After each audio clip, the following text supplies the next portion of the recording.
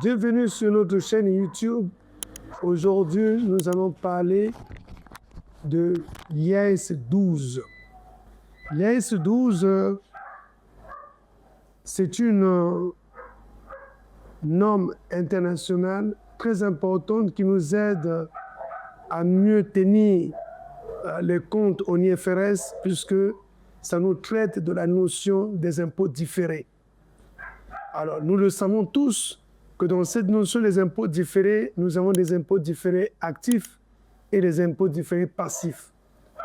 Alors, IAS 12, en traitant les impôts différés, nous permet de dégager les différences temporaires qui pourraient exister entre la base fiscale et la base sociale des comptes que nous avons en IFRS.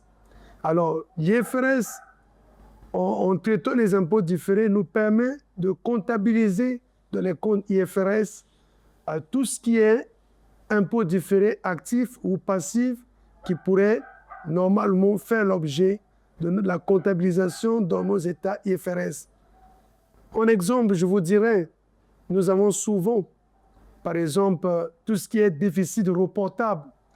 Quand nous avons un déficit reportable, il s'agit pour nous d'un impôt différé actif, puisque nous avons des économies, des impôts, puisque ces déficits-là seront imputés dans les exercices à venir en ce qui concerne dans le calcul de l'assiette de l'IS, de l'impôt sur les sociétés.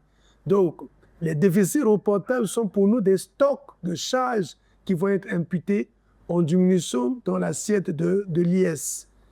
Il en a de même, exemple, des amortissements différés et réputés différés. Et quand le fait que nous différons ces charges, ça donne lieu à un impôt différé actif. Il s'agit d'une créance d'impôt. Maintenant, à contrario, mais nous pouvons avoir des impôts différés passifs. Lorsque, par exemple, nous avons en quelque sorte un produit qui devait être comptabilisé, mais que nous avons juste différé. Mais le fait de différer ça, ça donne lieu à un impôt différé passif. Et il s'agit là d'une dette d'impôt qui va être comptabilisée. Parce qu'il en a de même. Quand nous prenons exemple, nous passons dans un exercice, au lieu de passer des charges à leur taux normal, et nous passons les charges à un taux diminué. Alors, le fait que la charge, elle se trouve pas de façon globale, alors que cette charge-là devrait être passée pas à cette limite-là, ça constitue aussi un impôt différé passif, puisque cette charge vient diminuer l'impôt qui devait être payé. Alors, donc, tout à fait normal que nous devons comprendre que l'IAS 12, qui nous traite des impôts différés, nous permet de dégager les différences temporaires ou temporelles qui pourraient exister entre nos bases fiscales et les bases fiscales sociales que nous avons eues.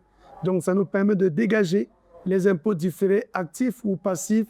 Alors, je vous dis donc merci de m'avoir suivi et je vous souhaite encore de nous revoir à notre prochaine présentation qui portera sur un autre IFRS NAS.